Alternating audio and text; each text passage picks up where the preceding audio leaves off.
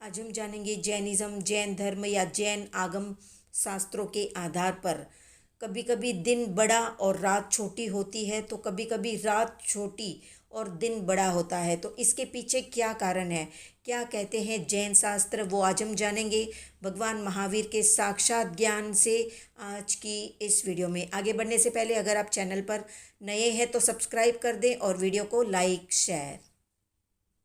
तो सभी स्थानों पर सूर्य का उदय और सूर्य का अस्त एक समय पर नहीं होता, क्योंकि सूर्य की गति या सूर्य की कला जैसे जैसे आगे बढ़ती जाती है वैसे वैसे आगे के क्षेत्रों में प्रकाश होता जाता है। उसे ही सूर्य का उदय होना कहा जाता है। उसके बाद जैसे जैसे उन क्षेत्रों से सूर्य दूर होता जाता है, तब प्रकाश के अभाव में उसे ही सूर्य का अस्त होना कहा जाता है। सूर्य वास्तविक रूप में 24 ही घंटे यानी हर समय हर पल प्रकाशमान ही रहता है। सूर्य का उदय या अस्त नहीं होता।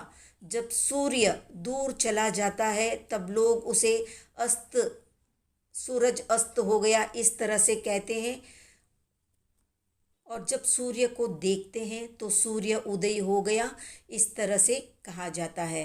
तो संपूर्ण क्षेत्र की अपेक्षा से उदय और अस्त अनियमित है, पर अपने अपने क्षेत्र की व्यवस्था के आधार पर उदय और अस्त नियमित है। क्योंकि अगर भरत क्षेत्र के मध्य भाग में खड़े होकर देखेंगे तो जिस समय भरत क्षेत्र में आज सूर्य का उदय या अस्त हुआ, लगभग कल देखने पर भी वही समय उदय और अस्त का होगा। लेकिन ऐसा तब बनता है जब सूर्य अमुक मंडलों में हो, तब अमुक दिनों की तरह लगभग एक ही अवसर पर उदय और एक ही अवसर पर अस्त होता है।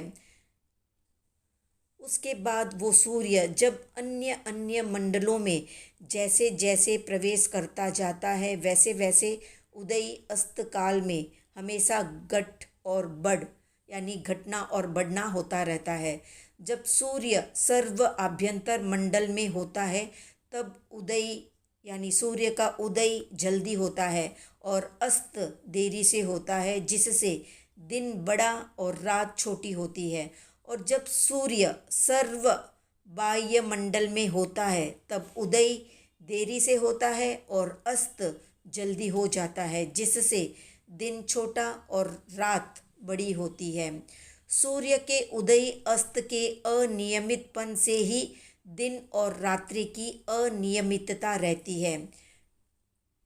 अन्यथा अपने अपने क्षेत्र के आधार पर तो उदय और अस्त लगभग नियमित होते हैं। जब सूर्य सर्व आभ्यंतर मंडल में होता है तब 18 मुहूर्त का दिन और 12 मुहूर्त की रात्रि होती है।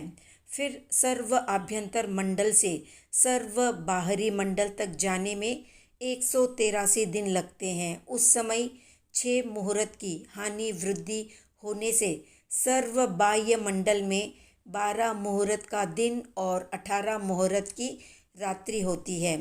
सर्व आभ्यंतर मंडल से सूर्य जैसे जैसे सर्व बाहरी मंडल की ओर गमन करता है वैसे वैसे दिन के परिमाण में मुहूर्त के 2/61 भाग की हानि होती है और रात्रि के परिमाण में 2/61 भाग की मुहूर्त की वृद्धि होती है। जैसे जैसे सूर्य सर्व बाह्य मंडल से सर्व आभ्यंतर मंडल की ओर गमन करता है तब मुहूर्त के 2/61 भाग दिन की वृद्धि होती है और मुहूर्त के 2/61 भाग रात्रि परिमाण की हानि होती है।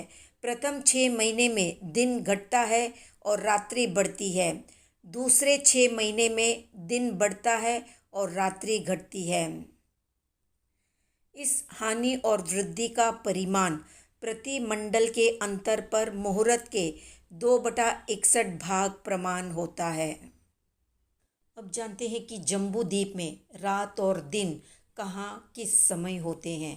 तो जम्बूद्वीप में जब उत्तर दक्षिण में यानी भरत और एरावत क्षेत्र में दिन रहता है, तब पूर्व और पश्चिम यानी महाविदेह क्षेत्र में रात्रि होती है।